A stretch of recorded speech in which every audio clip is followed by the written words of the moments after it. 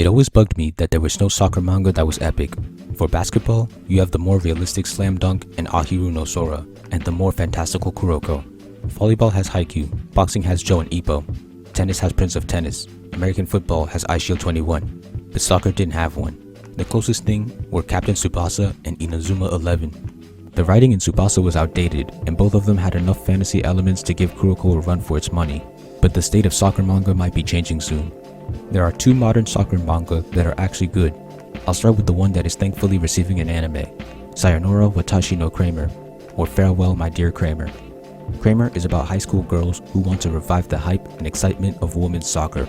Off the bat, we already have an original goal for the players, which is very refreshing. The first thing I love about the manga is that, like Haikyuu, the appeal of the manga matches the appeal of real soccer.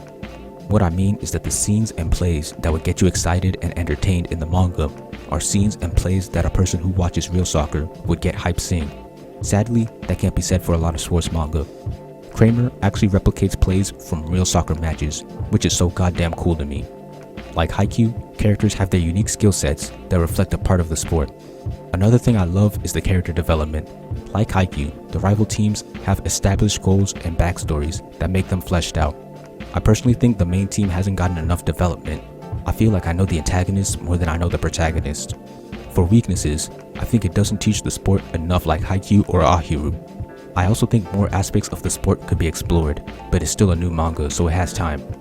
For the future, explaining and exploring more position-based plays would be beneficial.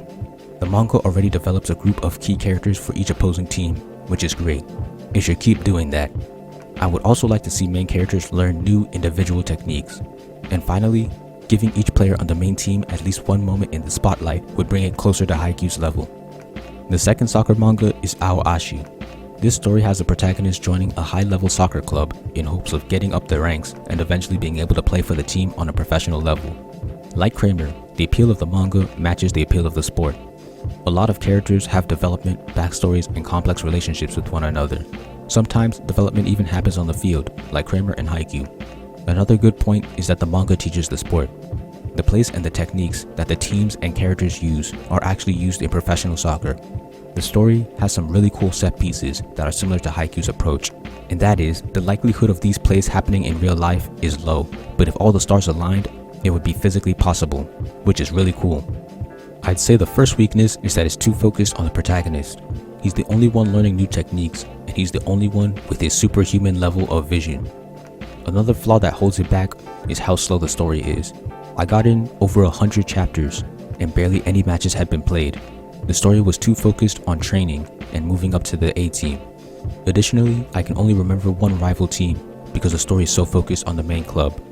With Kramer, I talked about having key players on the opposing team. This allows the team to feel human because we have a POV character for them. This character can also get character development, which makes the whole team stand out. Aoashi only has one team like this from my memory. And what's worse is that the perspective character is someone who failed to get into the main club, and that makes me ask, was he only a POV character because he had ties to the main club? That would be bad in my eyes if the answer was yes. For the future, I'd like to see a lot more matches and recurring rival teams. Those rival teams should have star players that also have superhuman abilities, instead of all the cool stuff going to the MC. The story really focuses on team plays, but I'd also like to see 1v1 matches explored and explained more. I would also like to see more individual skills and tricks to complement the teamwork, because soccer isn't always about how the team functions. Sometimes a star player can carry a team. I'd also like to see more explanation and exploration of plays.